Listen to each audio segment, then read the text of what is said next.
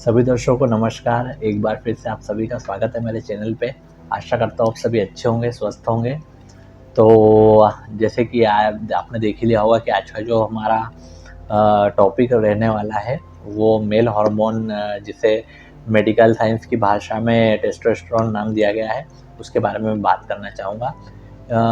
वो इसलिए बात करना इसके लिए इसलिए इम्पोर्टेंट हो जाता है क्योंकि इसके बारे में लोग काफ़ी भ्रांतियाँ फैला चुके हैं और बहुत सारे लोग जो जिम में जो बिगिनर्स हैं उनको गलत डायरेक्शन में देकर और उनका थोड़ा ब्रेन वॉश करके और टेस्टोस्टेरोन के बारे में बताकर और ऐसे सप्लीमेंट दे देते हैं जिनकी उन्हें ज़रूरत भी नहीं होती है। तो उसके बारे में इसलिए थोड़ी जानकारी देना चाहूँगा। जो भी बिगिनर्स हैं उनके लिए काफ़ी इम्पोर्टेंट होने वाला है वीडियो।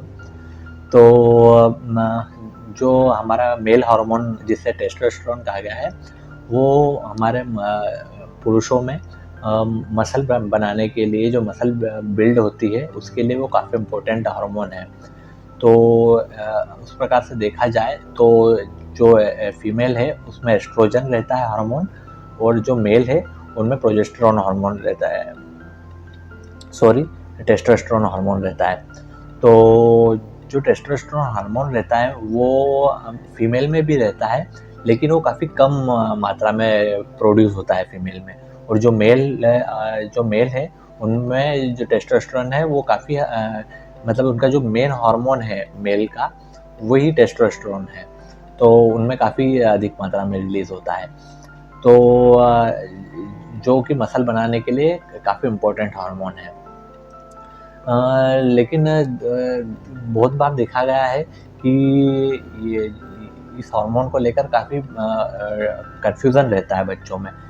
और ये जो हार्मोन है, ये इसकी जो रिलीज़ का जो टाइम होता है, पीरियड होता है, वो मेल में 18 साल की उम्र में जब एक लड़का वयस्क की तरफ जाता है, जब यंग होता है वो लड़का, तो उस टाइम उसमें जो ये इसका जो प्रोडक्शन है वो काफ़ी इंक्रीज़ हो जाता है। तो उसी कारण से दाढ़ी, मूंछ और जो हेयर ग्रोथ होती है, उनकी आवाज़ का भारीपन, वो इसी हार्मोन की वजह से होता है। तो इसकी जो एज है वो 18 साल मानी गई है कि 18 साल के बाद ये मेल में काफ़ी अधिक मात्रा में रिलीज़ होने लगता है। तो जो ज़्यादातर जिम में जो बिगिनर्स रहते हैं वो भी इसी एज के रहते हैं।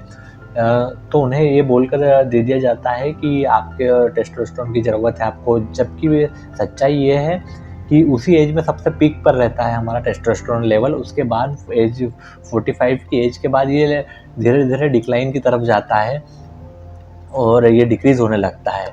लेकिन जब जो मेल वयस्क युवा अवस्था में होता है, उस टाइम पर उसे इसकी इतनी अधिक बाहर से लेने की कोई ज़रूरत नहीं होती है।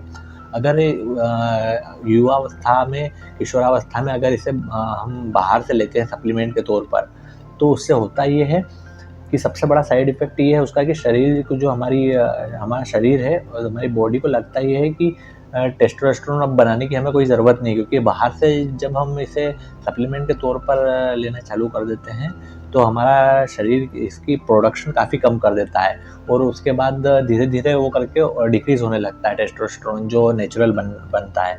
तो उस कारण से काफ़ी कमी आ जाती है और काफ़ी प्रॉब्लम का सामना करना पड़ सकता है। और बहुत टाइम तक ये फिर अगर हम वो सप्लीमेंट लेना बंद भी कर देते हैं, तब भी हमारे शरीर को ये लगता है कि अब इसकी कोई ज़रूरत नहीं है, जो नेचुरल हम बना रहे थे।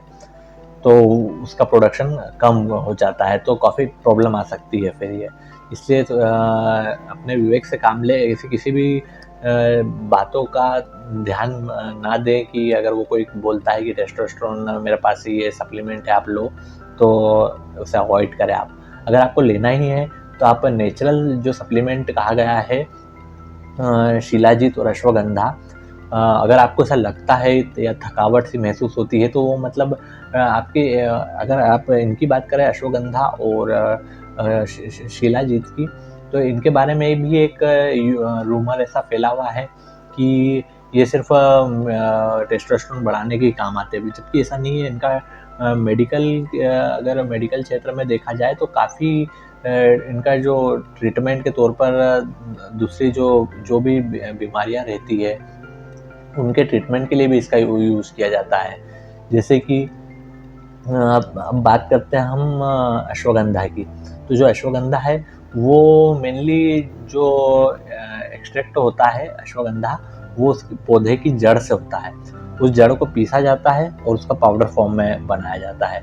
तो अश्वगंधा जो है हमारा, वो एक एंटी इन्फ्लामेटरी के तौर पे भी, जो सूजन आ जाती है हमारे शरीर में कहीं पे भी, तो अश्वगंधा का यूज़ किया जाता है।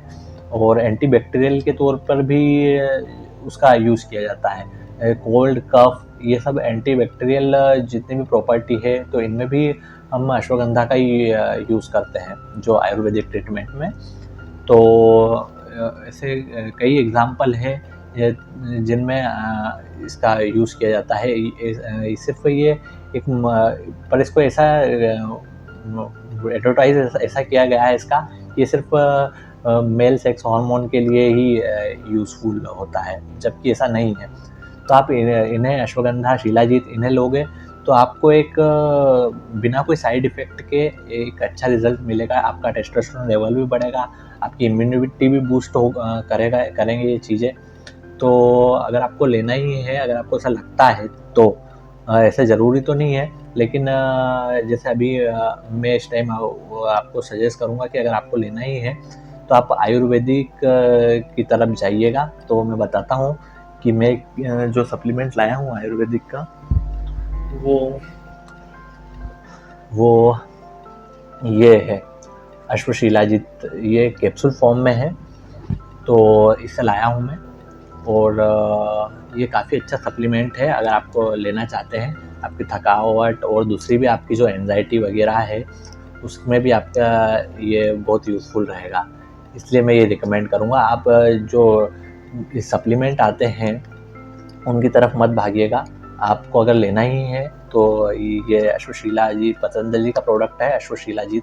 इसमें अश्वगंधा 200 mg और शिलाजीत भी 200 mg, उसको मिलाकर उन्होंने कैप्सूल बनाया हुआ है इसमें। तो काफ़ी अच्छा प्रोडक्ट लगा मुझे ये, मैंने भी ट्राई करा है इसे और काफ़ी बढ़िया लगा मुझे इनका प्रोडक्ट, क्योंकि इसमें अश्वगंधा और शिलाजीत दोनों को मिक्स करके और एक कैप्सूल के फॉर्म में उसे हमारे सामने रखा गया है। तो काफ़ी अच्छा लगा ये प्रोडक्ट मुझे। और जो शिलाजीत है वो भी एक टेस्टोस्टेरोन बूस्टर ही है। जो शिलाजीत है वो हमें हिमालय पर्वत की जो चट्टानें रहती है, तो जब गर्मी का जो मौसम रहता है उसमें जब धूप की सीधी किरणें उन पर पड़ती है, तो जो हिमालय रॉक्स की जो पत्थर है उनके, उसकी वो पिघलते हैं और वो पिघलकर एक लार टाइप प्रोड्यूस करते हैं। तब जब वो लिक्विड फॉर्म में आ जाता है तो उसे कलेक्ट करके सुखाया जाता है और फिर उसका जो पाउडर है, मिक्सचर है, वो तरल एक सेमी लिक्विड टाइप बनाया जाता है उसका। और उसे अलग अलग फॉर्म में भी, जैसे उसको कैप्सूल के फॉर्म में भी, जैसे इसमें कैप्सूल के फॉर्म में उसे कन्वर्ट कर दिया गया है, तो वो रहता है एक प्रकार से सेमी लिक्विड फॉर्म में ही है। तो उसका मतलब पर्वतों से, हिमालय की जो पर्वत है वहाँ से प्राप्त होता है वो। तो वो भी एक पूरी तरह से आयुर्वेदिक प्रोडक्ट है, तो उसके भी काफ़ी सारे लाभ है। वो भी हमारी एंजाइटी, हमारी जो डिप्रेशन में जो लोग चले जाते हैं, जो भारी चिंता के जो शिकार रहते हैं, डिप्रेशन टाइप जो रहता है, उसमें भी काफ़ी हेल्पफुल है वो। और आपकी थकावट जो रहती है वो भी शिलाजीत से दूर होती है और टेस्टोस्टेरोन लेवल तो बढ़ाता ही है वो आपका। और ऐसे ही इम्यूनिटी बूस्टर के तौर पर भी रिकमेंड करते हैं जो आयुर्वेदिक फिजिशियन रहते हैं उसे। तो अश्वगंधा और शिलाजीत के दोनों के लगभग बहुत अच्छे बेनिफिट मिलते हैं। सिर्फ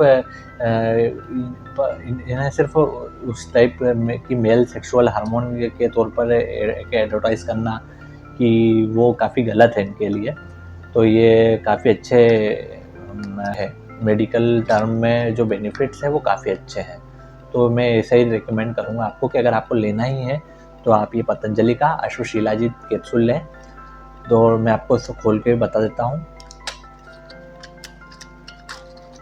ये देखिए, ये 100 रुपये का पैकेट था। इसमें 2 स्ट्रिप्स आए थे और एक स्ट्रिप में इसके 10 कैप्सूल है, तो मतलब टोटल 20 कैप्सूल हो गए ये। तो ये 20 कैप्सूल आए थे इसमें। अश्वशिला नाम है इसका, पतंजलि अश्वशिला कैप्सूल। और इस कैप्सूल को मैं खोल के भी बता देता हूँ आपको। ये देखिए, ये कुछ इस प्रकार का है कैप्सूल। ये देखिए, देख पा रहे होंगे आप, पास से बता देता हूँ मैं। और कैमरा शायद फोकस नहीं कर पा रहा है, तो आपको इतना क्लियर दिख नहीं पा रहा होगा। इसको खोल के बता देता हूँ मैं। इसका जो ऊपर से कवर है कैप्सूल का, इसे ये इस प्रकार से निकल जाएगा कि कवर, और इस कवर के अंदर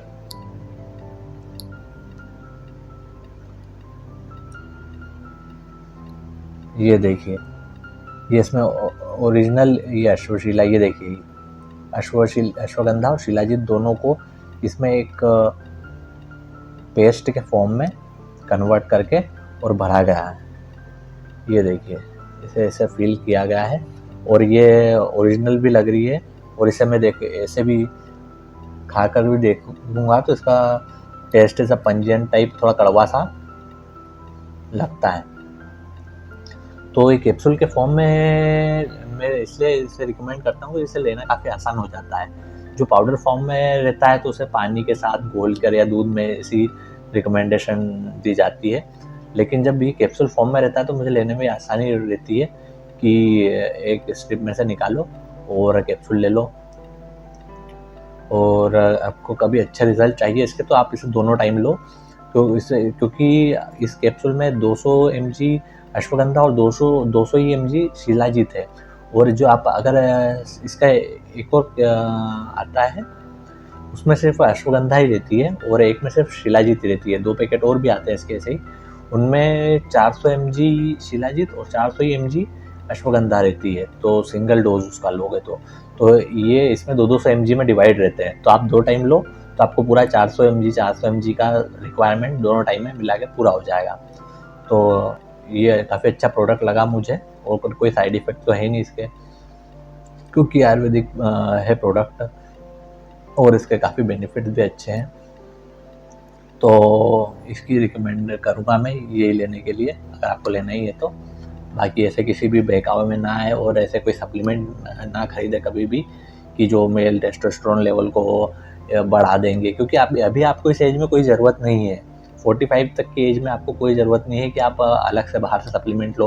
अगर ऐसा करते हो तो आपका जो शरीर प्रोडक्शन कर रहा है उनकी, तो वो काफ़ी कम कर देगा अगर आप बाहर से उसमें लोगे शरीर में तो। सो मैं ये रिकमेंड करूँगा। So thank you. 100 रुपये का था ये पैकेट पूरा, और पतंजलि स्टोर से आपको आसानी से मिल जाएगा। बस आज का यही मकसद था मेरा बताने का। So thank you.